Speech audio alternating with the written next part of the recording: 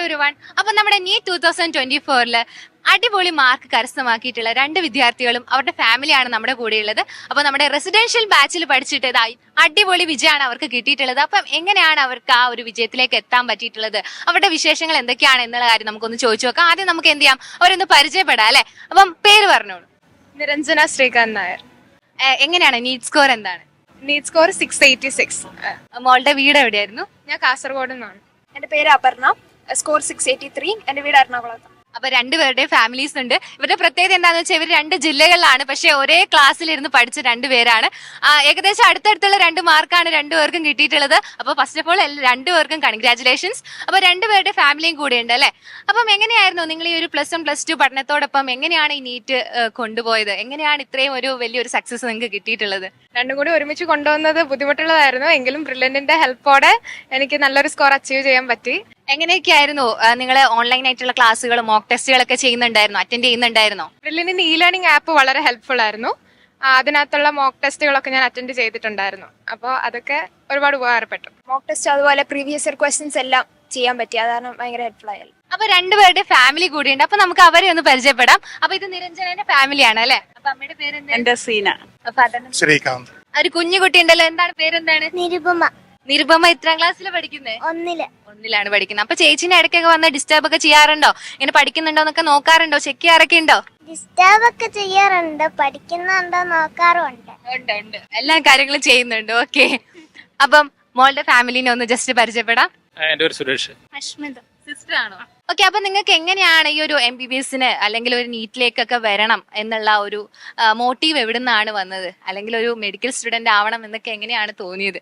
അതിന് എന്തെങ്കിലും പ്രത്യേക കാരണങ്ങളൊക്കെ എന്തെങ്കിലും ഉണ്ടോ? എനിക്ക് ചെറുപ്പം മുതലേ ഡോക്ടർ ആവണമെന്നായിരുന്നു ആഗ്രഹം. അങ്ങനെ അന്ന് മുതലേ അംബീഷ്യസ് ആയിട്ട് നമ്മൾ ആഗ്രഹിച്ചു. അത് ഇപ്പം ശരിക്കും ഒരു പ്രൗഡ് മൊമെന്റ് ആയിട്ട് നമ്മുടെ മുന്നിൽ ഇതാ എത്തി നിൽക്കുകയാണ്.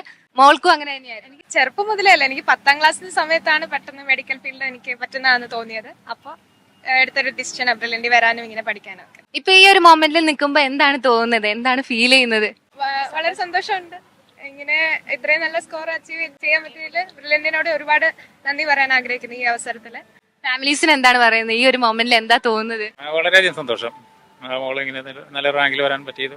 നിരഞ്ജനന്റെ ഫാമിലിയോട് ചോദിച്ചു നോക്കാം, എന്താ ഇപ്പൊ തോന്നി, ഈ ഒരു മൊമെന്റിൽ എന്താണ് തോന്നുന്നത്? വളരെ അഭിമാനം തോന്നുന്നു. ഒത്തിരി ഹാർഡ് വർക്ക് ചെയ്തായിരുന്നു അവള്.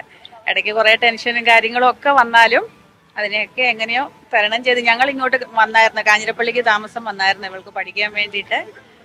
പിന്നെ ഒത്തിരി ഹാർഡ് വർക്ക് ചെയ്തു. ഒത്തിരി ഇപ്പൊ നല്ല സന്തോഷം തോന്നുന്നു, അഭിമാനം തോന്നുന്നു. അന്ന് വിചാരിച്ചിട്ടുണ്ടാവോ ഇങ്ങനെ വരുന്നുള്ള കാര്യം, ഇത്രയും സ്കോറിൽ വരെ എത്തുന്നുള്ളത് വിചാരിച്ചിട്ടുണ്ടായിരുന്നോ? ഏകദേശം ഈ ഒരു സ്കോർ നമ്മൾ അത്ര പ്രതീക്ഷിച്ചില്ല. എന്നാലും അവൾക്ക് അങ്ങനെ ഒരു ആഗ്രഹം നന്നായിട്ടുണ്ടായിരുന്നു. എന്നും അതുപോലെ തന്നെയായിരുന്നു. എല്ലാ മോഡൽ എക്സാം എല്ലാം അറ്റൻഡ് ചെയ്യുമായിരുന്നു. അങ്ങനെ നന്നായിട്ട് ബ്രില്യന്റ് ഒത്തിരി ഹെൽപ്പ് ചെയ്തു കേട്ടോ. സാറാണെങ്കിലും സാറായിരുന്നു ഇവളുടെ ക്ലാസ് ടീച്ചറ്. സാറ് നല്ലപോലെ ഹെൽപ്പ് ചെയ്യുമായിരുന്നു. എന്ത് കാര്യത്തിന് വിളിച്ചാലും സാറെല്ലാം ചെയ്യുമായിരുന്നു. എല്ലാവരും അതെ, ബ്രില്യന്റിലെ സാറുമാരെല്ലാവരും ഹെൽപ്പ് ചെയ്യുമായിരുന്നു. അപ്പൊ എന്താണ് ഫ്യൂച്ചറിൽ വരുന്ന ഡോക്ടേഴ്സിനോട് നിങ്ങൾക്ക്, അല്ലെങ്കിൽ ഇനി നീറ്റിൽ ആസ്പിരന്റ് ആയിട്ട് വരുന്ന കുട്ടികളോട് നിങ്ങൾക്ക് എന്താണ് പറയാനുള്ളത്, ഒരു മോട്ടിവേഷൻ എന്നുള്ള രീതിയിൽ? നല്ലപോലെ ഹാർഡ് വർക്ക് ചെയ്യുക, അതാണ്, അത് മാത്രമേ ഉള്ളൂ. ഹാർഡ് വർക്ക് എന്നുള്ള ഒറ്റൊരു ഇതാണ്. അപ്സ് ആൻഡ് ഡൗൺസ് ഒക്കെ ഉണ്ടാവും. കൺസിസ്റ്റന്റ് ആയിട്ട് വർക്ക് ചെയ്തുകൊണ്ടേയിരിക്കാം. അപ്പൊ കൺസിസ്റ്റന്റ് ആയിട്ട് വർക്ക് ചെയ്ത്, ഹാർഡ് വർക്ക് ചെയ്ത്, സ്മാർട്ട് വർക്ക് ചെയ്ത് ഈ ഒരു സ്കോറിൽ എത്തിയിട്ടുള്ള 2 മിടുക്കരായിട്ടുള്ള വിദ്യാർത്ഥികളായിരുന്നു നമ്മുടെ കൂടെ ഉണ്ടായിരുന്നത്.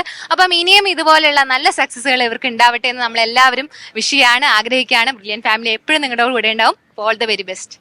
എൻട്രൻസ് സംബന്ധമായ വാർത്തകളും അപ്ഡേഷനുകളും ഏറ്റവും വേഗം ആധികാരികമായി അറിയാൻ ബ്രില്യന്റ് സ്റ്റഡി സെന്റർ പാല യൂട്യൂബ് ചാനൽ സബ്സ്ക്രൈബ് ചെയ്യുക, ബെൽ ഐക്കൺ അമർത്തുക. ഈ വീഡിയോ മറ്റു സുഹൃത്തുക്കളിലേക്കും മാക്സിമം ഷെയർ ചെയ്യുക.